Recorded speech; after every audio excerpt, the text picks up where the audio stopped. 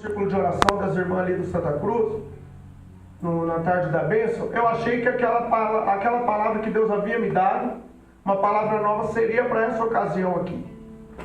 E até hoje eu estava, antes de orar, eu tinha plena convicção que seria essa mensagem que eu iria trazer. Mas orei na madrugada, Deus não me direcionou numa outra mensagem. Mas quando foi nessa tarde eu orava ao Senhor, aí Deus me trouxe para essa palavra aqui. Uma palavra que eu não tenho o costume de pregar, mas aí eu procurei saber de Deus o que Ele queria tratar com cada um de nós aqui nesta noite.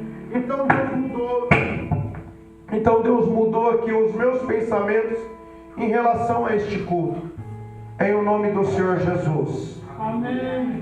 Essa palavra aqui que eu acabei de ler, João capítulo de número 5, vai contar a história de um paralítico que estava ali à porta de um tanque ali de Betesda, como eu acabei de ler aqui do versículo 1 até o versículo de número 10. Esse lugar aqui, onde esse paralítico se encontrava, diz a palavra de Deus que Jesus estava ali. Segundo a história, essa aqui era a segunda vez que Jesus está indo a Jerusalém, fazendo a sua obra, tudo aquilo que Deus já havia o enviado para poder cumprir na terra. E aí Jesus, ele segue sentido a esse tanque de Betesda, onde diz a Bíblia que havia muitos enfermos, paralíticos, coxos, cegos, ali diante daquele tanque. Diz a palavra de Deus que aqui nesse tanque de Betesda havia ali uns 5 alpendres. Era uma cobertura o qual era colocada essas pessoas que diante da sociedade da época não eram pessoas bem-vindas, porque essas pessoas ali, elas eram carregadas de enfermidades. Eram as pessoas que, segundo a tradição judaica, segundo o costume dos religiosos da época, de fariseus, saduceus e tantos outros partidos religiosos, pessoas que se encontravam enfermas, pessoas que eram pobres, pessoas que se encontravam nesse estado aqui, cegas, paralíticas, coxas. Eram pessoas desprovidas do favor de Deus. Dentro da cultura judaica, essas pessoas não eram pessoas bem-vindas. Pessoas pobres também não. Eram pessoas que, dentro da religião, da ótica deles lá, eram pessoas desprovidas do favor de Deus. Ou seja, o favor de Deus não estava sobre a vida dessas pessoas. O que a gente bem sabe que não tem nada a ver. Acompanhando nós hoje o ministério de Jesus dentro da Bíblia Sagrada. Porque essas pessoas que, para a sociedade da época, não tinha valor algum, para Cristo, eram as pessoas que mais moviam a fé nele. E eram as pessoas que mais obtiveram de Jesus os milagres que elas tanto precisavam. Em nome do Senhor Jesus Cristo de Nazaré. Vale lembrar que certa feita Jesus, ele estava evangelizando. E vamos pôr mesmo, Lucas 19 diz sobre Jesus, quando ele olha para Zaqueu, que era o maioral dos publicanos e rico, que fez tamanho esforço para poder encontrar com Cristo, para poder subir numa figueira brava, para poder olhar no sicomoro, para poder ver Jesus. Quando Jesus para diante dele e fala: Zaqueu, desça-te depressa, que hoje convém eu ficar na tua casa. O que os religiosos da época fizeram? Olha, esse homem, tanto, Jericó aqui, tantos lugares aqui onde tem homens de Deus, na visão deles, e ele vai escolher logo a casa de um pecador para poder se hospedar. Aí Jesus, olhando para eles, diz, quando vê a postura porta dentro da casa de Zaqueu, Jesus diz: os sãos não precisam de médicos, é sim os doentes. Eu não vim chamar justo para o arrependimento, e sim pecadores. Louvado seja o nome santo do Senhor. Zaqueu ali diante de Cristo teve um encontro verdadeiro, a vida dele foi mudado, o arrependimento bateu no coração dele. Ele, naquela mesma hora, quando muitos estavam criticando, ele levanta e fala: mestre, hoje decido comigo doar metade dos meus bens aos pobres. E se alguma coisa tenho defraudado ao vezes mais, porque era o costume da época dentro da lei. E aí Jesus fala: hoje houve salvação nessa casa, porque este aqui também é filho de Abraão, porque o Filho do Homem veio buscar e salvar os que estavam perdidos. E essa dos pecadores é uma outra palavra. E aí, quando eu estava vendo esta mensagem aqui, meditando nela, eu vejo Cristo então indo de encontro a esse paralítico, que diz a Bíblia, ele estava enfermo há 38 anos, paralítico. Só que a Bíblia não fala, a Bíblia não relata quantos anos ele tinha, a Bíblia não relata qual era o nome dele, e a Bíblia também não relata quanto tempo ele estava ali diante daquele tanque de Betesda. Porque havia um misticismo na época, não foi comprovado que de fato era um anjo que movia aquelas águas. Embora aqui dentro do contexto da palavra diz que sim. Mas dentro da cultura não tem nos manuscritos original essa palavra dizendo que de fato é um anjo que moveu as águas ali. Mas criou-se um misticismo ali diante daquele tanque de Betesda, um lugar que se chamava Casa de Misericórdia, que um anjo, quando eles viram agito, as águas ali borbulharem, então criou-se um misticismo que era um anjo de Deus movendo as águas.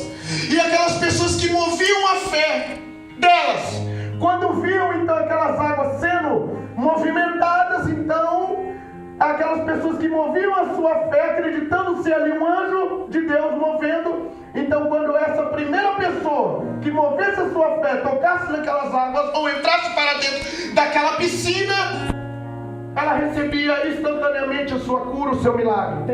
Glória a Deus. Glória a Deus. Eu vejo então, dentro desse contexto, pessoas separadas da sociedade, pessoas desprovidas ali do favor humano, em o nome do Senhor Jesus, contudo pessoas não esquecidas diante da presença do Senhor. Quando eu estava meditando, Jesus, antes de começar o ministério, quando ele estava ainda no céu, ele já estava vendo o sofrimento daquele homem, 38 anos. O ministério de Jesus terreno foi 3 anos e meio. Ele do céu, ele já acompanhava tudo que se passava na vida daquele homem. Aí a Bíblia fala que Jesus veio, encarnou, foi concebido por meio do Espírito Santo, no ventre de Maria, então ele cresce e agora com 30 anos vai até João Batista, é batizado e começa o seu ministério de poder, de cura, de milagres, de libertações, de salvações de almas, em o nome do Senhor Jesus. E os propósitos de Deus através do ministério de Cristo vão se cumprindo na terra. E no momento oportuno, então, Jesus vai até esse homem. Porque naquele momento era com esse homem que Cristo queria tratar. Havia muitas outras pessoas enfermas no lugar. Não podemos pegar esse contexto, igual muitos fazem, para querer dizer que a cura de Jesus não é para todos e é limitada. Não podemos pegar essa base aqui desse texto para poder dizer que Jesus não tem interesse nenhum em salvar e curar todos, porque do contrário o próprio Jesus iria estar entrando em contradição com a sua própria palavra. E a Bíblia fala que Jesus, Romanos capítulo 2 verso 11, que ele não faz acepção de pessoas. Tito capítulo número 2 também verso 11 diz que a graça de Deus ela se manifestou salvadora a todos os homens. Isaías capítulo 53 verso 3 e 4, Jesus, Isaías cheio do Espírito Santo, cerca de 700 anos antes, ele vai profetizar em relação de Jesus, vai profetizar sobre Jesus. Ele acompanhando o que iria na plenitude dos tempos iria acontecer com Cristo. Aleluia. E no versículo 3 ele disse, versículo 4 de Isaías, de número 53, certamente ele tomou sobre si as nossas dores e os nossos pecados levou sobre si, e nós o reputávamos como aflito, ferido de Deus e contrito, mas ele foi transpassado pelas nossas transgressões e moído pelas nossas iniquidades. O castigo que nos traz hoje a paz estava sobre ele, e pelas suas pisaduras fomos sarados. Jesus carregou sobre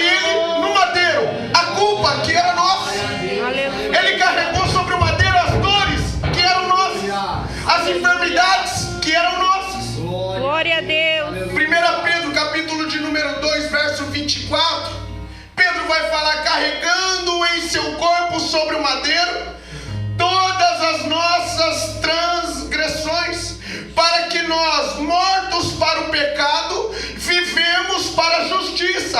Por suas chagas fomos sarados. Aleluia.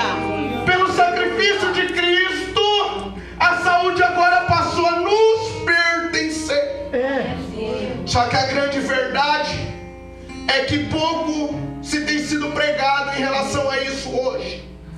E é bem da verdade que muitas vezes hoje dentro da igreja vemos muitas pessoas agindo na incredulidade. Isso que é uma tristeza. Como pode nós estarmos dentro da igreja, servir um Deus tão grande, que nos resgatou do império das trevas e nos transportou para o reinado do Filho do seu amor? Deus agora nos deu um nome. Hoje temos um nome diante da sua santa e poderosa presença. Antes não tínhamos. Como pode agora nós dentro da igreja, diante da presença do Senhor, como pode nós não acreditarmos que Deus é poderoso para nos curar, para nos libertar, para abrir uma porta que está fechada, para salvar um ente querido? Glória a Deus. Como pode nós não acreditar que Deus pode mover o sobrenatural ao nosso favor? Glória a Deus. Mas infelizmente vemos inúmeras pessoas dentro da casa de Deus agindo com incredulidade. E muitas vezes, por não conhecer a sua posição de filho diante da presença do Senhor, muitas vezes a pessoa com aquela enfermidade, ela olha, talvez ali é desprovida do conhecimento bíblico também, pode, porque não se dizer assim, ela olha e fala: mas se eu estou enfermo, há um propósito de Deus, Deus está permitindo, talvez Ele me queira assim. Mas se eu for acreditar que de fato seja isso, então eu não posso acreditar que a salvação de Cristo na cruz foi completa. Então eu não posso acreditar que de fato os nossos pecados, as nossas dores, as nossas transgressões foi levadas sobre o madeiro. Porque aí eu vou acreditar em partes no sacrifício que Cristo fez na cruz do Calvário. E eu não posso pensar dessa forma. Jesus já acompanhava a história desse homem. E é uma parte da Bíblia também que eu vi que não precisou da fé dele para ele poder obter o milagre. Eu vejo Jesus, a compaixão de Cristo, de Deus, pelo pecador. Eu vejo a misericórdia de Deus indo e alcançando aquele homem. Era o momento dele. Tinha muitas pessoas ali, mas naquele momento era o momento oportuno que Deus queria usar de sua misericórdia para esse homem. E quando Jesus começa um diálogo com ele, por que não dizer que talvez aquele homem, quando vê Jesus passando, quem garante que aquele homem não estendeu a mão como aquele paralítico na porta do Templo Formosa, estendendo a mão também para receber de Pedro e João alguma esmola?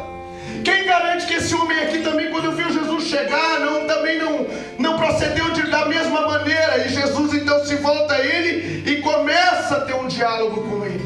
Glória a Deus. Só que o intuito de Jesus não era somente curar, como curou, mas a gente acompanha no texto que esse homem não só recebeu a cura, como ele também foi salvo diante da presença do Senhor. Glória a Deus. Em nome do Senhor Jesus. Quando termina esse texto, diz que no 14, Jesus chega ao templo, ele que outrora estava ali 38 anos padecendo de uma enfermidade. Jesus mantém um diálogo com ele. Ele fala que não tem amigos, ninguém o ajudava. Quando tinha um agito das águas, ninguém o ajudava. Talvez ele ali tentava naquela maca, por si só, se achegar até as águas. Não dava nenhum tempo. E aí diz a Bíblia Sagrada que Jesus, desenvolvendo esse diálogo com ele, pede para ele poder levantar, tomar o seu leito e ir para sua casa. Glória. Tempos depois, Jesus vê esse homem agora indo no templo para poder o quê? Adorar a Deus. Antes ele não podia, mas agora, uma vez curado, com sua saúde perfeita, agora ele vai até o templo para poder agradecer a Deus, para poder glorificar a Deus. Em o nome do Senhor Jesus Cristo de Nazaré. Aleluia. Glória a Deus. Louvado seja o nome santo do Senhor. Se se Jesus usou de misericórdia, como Ele usa até nos dias de hoje, como Ele me alcançou outrora, para com os que estão de fora, imagina nós que hoje estamos aqui diante da presença do Senhor. Aleluia. Se Ele foi para liberar uma cura para um paralítico que jazia 38 anos enfermo, imagina para nós que hoje a Bíblia tem nós e nos chama como filhos de Deus. Em o nome do Senhor Jesus. Imagina nós hoje dentro da casa do Senhor. Grande Jesus. Vale lembrar também, isso é uma grande verdade, que nem todos que estão dentro da casa de Deus, eu já falei isso, de fato estão com a vida totalmente entregue a Deus. Maravilha. A Bíblia diz em Romanos capítulo 9, verso 6, nem todos de Israel são de fato israelitas. A Bíblia também vai relatar Jesus falando num de seus ensinamentos que o joio cresce junto com o trigo, e que só naquele grande dia vai ser separado. Quer dizer que dentro da igreja há aqueles que movem a fé em Cristo e há aqueles que não. Há pessoas dentro da igreja que vão ser salvas, outras que não. Mas nunca foi da vontade de Cristo e de Deus que as pessoas viessem a se perder. Muito pelo contrário, a vontade soberana e maior de Deus é que todos sejam salvos. Aleluia. Mas Deus, Ele não pode operar nas nossas escolhas. Ele não vai interferir no nosso livre-arbítrio. Isso Ele não vai interferir. Ele nos deixa dois caminhos: céu e inferno, bem e o mal, bênção ou maldição. E não é Deus que se contradiz. A Bíblia está falando isso, e falando dessa forma, e falando dessa maneira. É as escolhas que daí pertencem a nós. Verdade, Deus querido, aleluia. Só que a Bíblia também relata em João capítulo de número 15, verso 16, Jesus ele falou: não foste vós que escolheste a mim, nós que estamos aqui hoje. Pelo contrário, eu vos escolhi a vós outros. Aleluia. E vos designei, ou vos nomeei, para que vades e deem frutos, e o vosso fruto permaneça, a fim de que tudo que pedi ao meu Pai em meu nome, Ele vos conceda. Maravilha. A Bíblia vai relatar então que Jesus ele nos escolheu.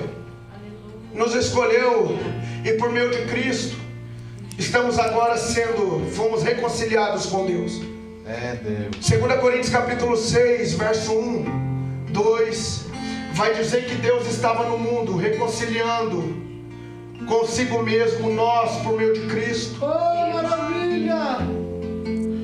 E agora, como filhos, temos logo uma herança da parte de Deus no céu. Agora, como os filhos de Deus, falo para os filhos de Deus, agora a Bíblia me dá aqui mais de 8.000 promessas, que me favorecem, se eu como filho, fazer aquilo que meu Pai Celestial me pede para fazer. Aleluia. Não somente isso, diz a Bíblia que agora eu como filho, eu tenho uma herança na glória. É Deus. E Deus, Ele nem precisava, mas para Ele, quando Ele me chamou, para Ele me dar essa certeza, Efésios capítulo de número 1, verso 3 vai dizer: em quem também vós, depois que ouviste a palavra da verdade, o evangelho da vossa salvação, tendo nele também Cristo, foste selado com o Espírito Santo da promessa, o qual, verso 14, é o penhor da nossa herança, até o resgate da sua propriedade, em louvor da sua glória. Não só Deus me salvou, mas Ele disse assim: Manuel, eu estou te salvando, mas tem mais, eu sou Deus, eu não precisava. Estou conjecturando, isso aconteceu na minha vida, mas eu vou aqui conjecturar. Ele fala: Manuel, e para você crer e saber que agora você tem uma herança aqui na glória, eu estou te dando o meu Espírito, que é um penhor, é uma garantia que você tem uma herança comigo, aqui no céu, na eternidade, morada eterna. Aleluia, Deus. Louvado seja o nome santo do Senhor. Mas aí vocês podem me perguntar: mas essa herança é na glória, mas e agora? Isaías capítulo 1, verso 19 diz: se quiseres e me deres ouvidos, comereis o melhor dessa terra. Deuteronômio capítulo de número 28, verso 8 ao 14, vai dizer de bênçãos ali, inúmeras bênçãos, que vai decorrer da minha obediência diante da presença do Senhor. Porque eu vejo que todas as bênçãos, tudo que a Bíblia usa para me favorecer, é condicionante à minha obediência. Vale lembrar que o povo hebreu, quando saiu da escravidão do Egito, eles foram levados por um caminho no deserto para serem preparados por Deus. Por quê? Porque eles eram escravos. Agora eles precisavam aprender de Deus. E aí, nesse preparo, Deus estava levando esse povo hebreu para a terra que manava leite e mel. Só que quando chega no momento oportuno de agora, 40 anos depois, eles herdarem a terra prometida, Deus então levanta Josué para dizer que a condicionante desse povo permanecer na terra prometida era a obediência. Eles deveriam obedecer para eles continuarem gozando dos benefícios que a Bíblia proporcionava para eles na época, e nós hoje devemos obedecer para gozar dos benefícios que a cruz de Cristo nos proporciona nos dias de hoje. Glória a Deus. Louvado seja o nome santo do Senhor. Aleluia. Então, vendo por esse âmbito, a cura divina me pertence, e nessa noite eu já vou ser objetivo. Há pessoas aqui que Jesus, Ele já entra com provisão na sua vida nesta noite. Quando Ele foi de encontro àquele paralítico, Ele já foi para colocar um fim no flagelo que perseguia aquele homem por 38 anos. E se Jesus me mostrou na Bíblia que Ele estava indo e curando aquele enfermo, logo hoje há pessoas que Deus, que Cristo está quebrando, mudando o cativeiro, em o nome do Senhor Jesus Cristo de Nazaré, hoje.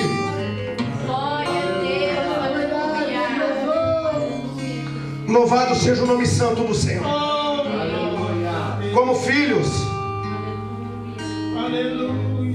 temos herança.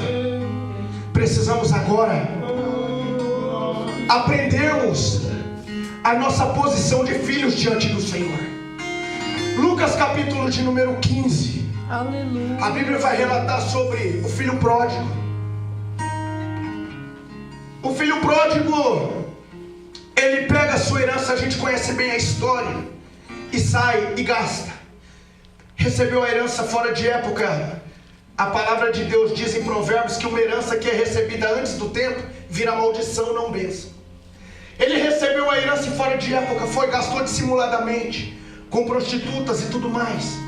Só que quando ele cai em si, ele fala, puxa lá, quando ele vê, se chega lá na lama, igual nós estávamos sem Deus outrora. Quando cai em si, puxa, meu pai tem tantos empregados e eles comem do bom e do melhor. Eu não quero mais nem ser chamado de filho, porque não sou digno. Eu quero tão somente ser um servo, empregado do meu pai. Mas eu vou lá, eu sei que ele é misericordioso, ele vai me aceitar, ele vai querer eu de volta e eu vou trabalhar para ele. Eu só quero comer bem, só quero minha posição de servo, não de filho. E eu sei que meu pai vai me acolher. Eu não preciso ficar passando por isso aqui. Só que diz a Bíblia que então ele volta. Quando ele volta, o pai dele, filho, meu filho, vem meu filho. Pega um anel ao contrário do que ele esperava. Pega um anelzão, coloca no dedo, chama os criados, pega uma melhor veste, põe sobre ele, fala, meu filho, vem aqui. Entra pra dentro, manda lá os criados preparar o melhor, um novilho cevado, gordo, o melhor que tinha. Fala, prepara um banquete pro meu filho. Glória a Deus. Ele estava morto e agora reviveu.